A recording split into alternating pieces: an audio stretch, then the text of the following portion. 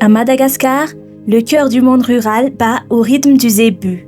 Symbole de richesse, de fierté et de vie, il incarne à lui seul la promesse d'une souveraineté alimentaire durable. Mais derrière cette force ancestrale, un défi persiste, nourrir une population en croissance tout en préservant les équilibres du vivant. Face à la malnutrition et aux limites de la productivité bovine, une réponse scientifique et humaine s'impose. L'Agence internationale de l'énergie atomique, à travers le projet MAG 5029 et le projet FSRP, en partenariat avec le FOFIFA DRZVP, unissent leurs forces. Leur mission, éradiquer la faim et renforcer la sécurité alimentaire grâce à la recherche appliquée et à l'innovation. Permettez-moi de rappeler que le département d'élevage du FOFIFA porte une vision ambitieuse, faire de Madagascar une terre de production animale prospère grâce à un accompagnement adapté, efficace et fondé sur des solutions scientifiques rigoureusement étudiées au service des éleveurs. L'insémination artificielle est aujourd'hui bien plus qu'une simple technique. C'est un levier stratégique pour améliorer la génétique bovine, réduire les maladies reproductrices, optimiser la production laitière et bouchère, renforcer la résilience des systèmes d'élevage face aux défis climatiques et sanitaires. L'insémination artificielle bovine devient alors bien plus qu'une technique, un levier de transformation durable au service de la nutrition, de la science et des communautés rurales. Du 17 au 20 novembre 2025, au FOFIFA DRZVP et au Centre de la recherche régionale Moyen-Ouest à Kianzassou, 19 techniciens, chercheurs et vétérinaires venus de tout Madagascar se sont réunis. Leur objectif, maîtriser les techniques d'insémination artificielle bovine pour renforcer la productivité et diffuser le savoir. Pendant 12 jours, vous aborderez l'ensemble des composantes essentielles de l'insémination artificielle, l'anatomie et la physiologie de la reproduction, les techniques pratiques au laboratoire et sur le terrain, la synchronisation des chaleurs, le diagnostic de gestation et l'organisation de services performants. L'objectif n'est pas uniquement de maîtriser le geste technique, mais aussi de créer un réseau opérationnel de techniciens capables de soutenir durablement les éleveurs dans leurs régions respectives. Encadrée par des experts nationaux et internationaux, cette formation a alterné base théorique, travaux dirigés et pratiques sur le terrain. Jour après jour, les participants ont appris à reconnaître, comprendre et accompagner la reproduction bovine, de la physiologie à la gestation, du geste technique à l'éthique de la pratique. Au terme de ces 12 journées intenses, 19 acteurs clés sont désormais formés et certifiés. Ensemble, ils constituent un réseau national d'inséminateurs prêt à accompagner les éleveurs dans la région de Madagascar. Après des semaines d'apprentissage intensif, nous sommes désormais prêts à mettre en pratique les compétences que nous avons acquises de cette formation insémination artificielle bovine. Nous avons partagé des moments d'écoute et de découverte et parfois même des pratiques, mais toujours dans la solidarité, la bonne humeur et de grandes motivations. Ensemble, nous sommes désormais une nouvelle génération. Ce programme marque une étape décisive vers l'autonomie génétique du cheptel, une meilleure production laitière et bouchère et surtout un progrès collectif au service de la souveraineté alimentaire du pays. Le ministère de l'Enseignement supérieur et de la Recherche scientifique réaffirme son engagement à promouvoir une recherche finalisée, orientée vers l'impact, capable de répondre aux besoins réels du pays. La science n'a de valeur que lorsqu'elle se traduit par de véritables améliorations dans la vie des communautés rurales. Ce succès repose sur un partenariat exemplaire, le FOFIFA pour la coordination scientifique et la mise à disposition des infrastructures, l'AIEA pour son appui technique, logistique et matériel, le projet FSRP pour son soutien budgétaire et institutionnel. Ensemble, ils illustrent la puissance de la coopération internationale au service de la science et du développement durable. Chers participants, je vous encourage à maintenir le lien secret durant cette formation, à continuer d'échanger entre vous avec nos chercheurs et nos techniciens afin de faire vivre ce réseau national d'inséminateurs. Je vous félicite chaleureusement pour votre réussite et je vous souhaite plein succès dans la suite de vos missions. Derrière chaque geste d'insémination, il y a une vision, celle d'un Madagascar résilient, d'une science qui nourrit et d'un avenir où chaque ferme devient un laboratoire d'espoir, parce qu'améliorer la génétique, c'est aussi améliorer la vie.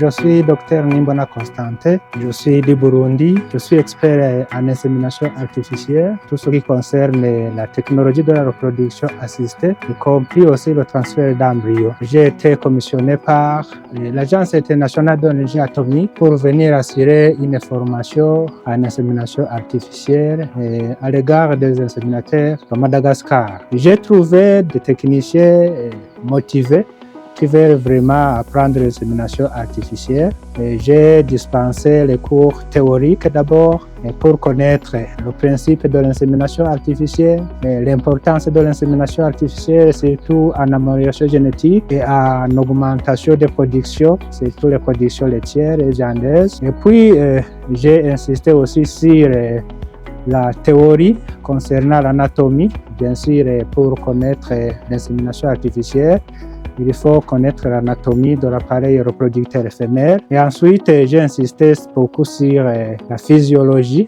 La physiologie, c'est un élément important qu'on doit mettre en point particulier pour devenir un inséminateur. J'apprécie vraiment positivement les forces, la manière dont les apprenants sont motivés. Je vois que la plupart vont commencer à appliquer l'insémination artificielle dès maintenant. On va continuer à communiquer, à partager les connaissances même en ligne, puisque des semaines de formation, ce n'est pas suffisant pour acquérir les connaissances vraiment qui leur permettraient d'appliquer convenablement tout ce qui a rapport avec l'insémination artificielle, mais je serai de leur côté. J'aimerais que dans les jours à venir, je pourrais aussi passer au transfert d'embryons pour appliquer cette technologie quand nécessaire, partager aussi les connaissances que j'ai avec mes collègues de Madagascar. Je suis Rassana Tsafmarabu Gaston-Gaëlle Marie-Thérèse, technicienne d'élevage. Mon travail consiste à accompagner et à conseiller les éleveurs dans l'application des techniques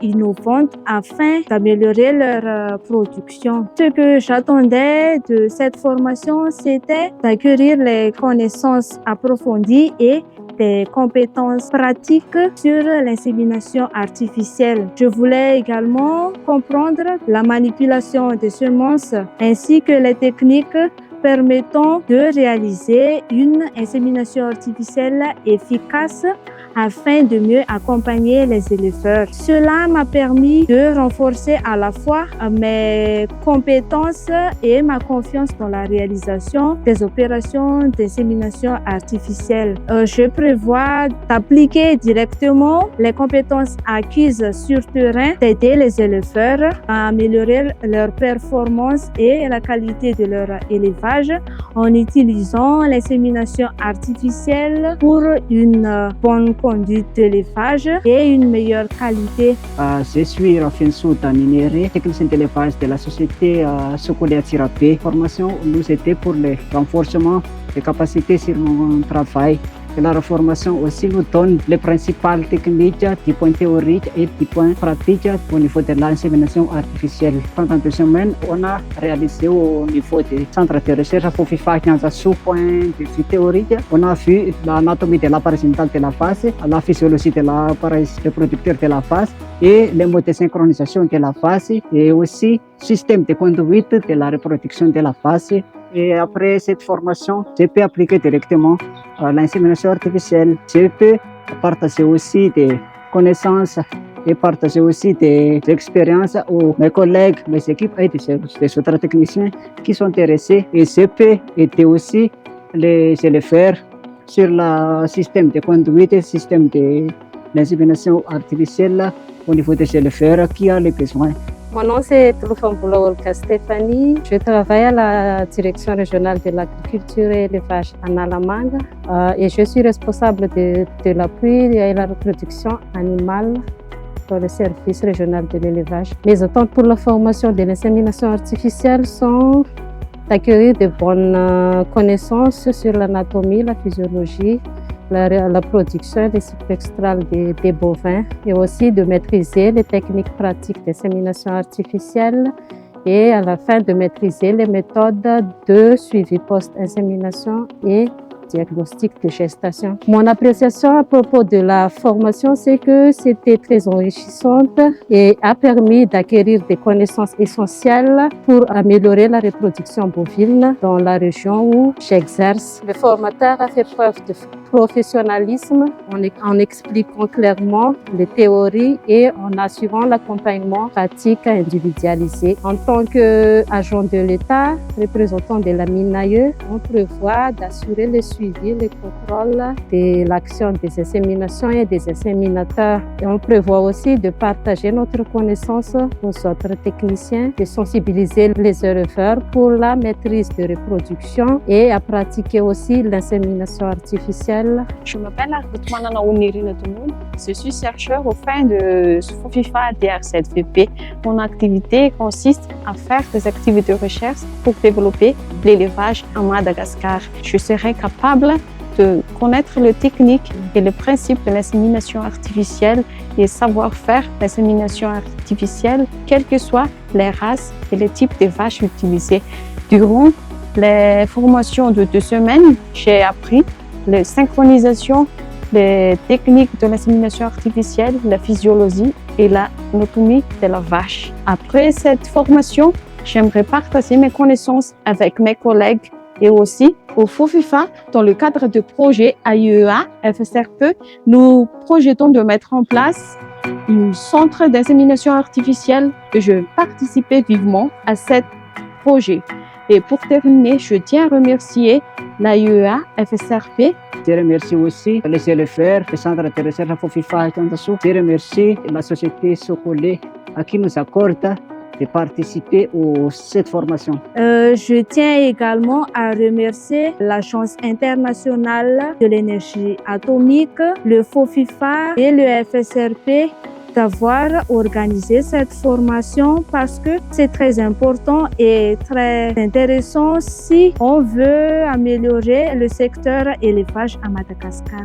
Vu que l'insémination artificielle ici à Madagascar est au stade embryonnaire, je recommande que le gouvernement puisse vraiment s'investir pour qu'un nombre très important d'inséminateurs soient formés, qu'un centre de production d'azote liquide soit mis en place et que des centres aussi d'insémination régionaux soient mis en place pour vulgariser cette insémination au niveau de tout le pays.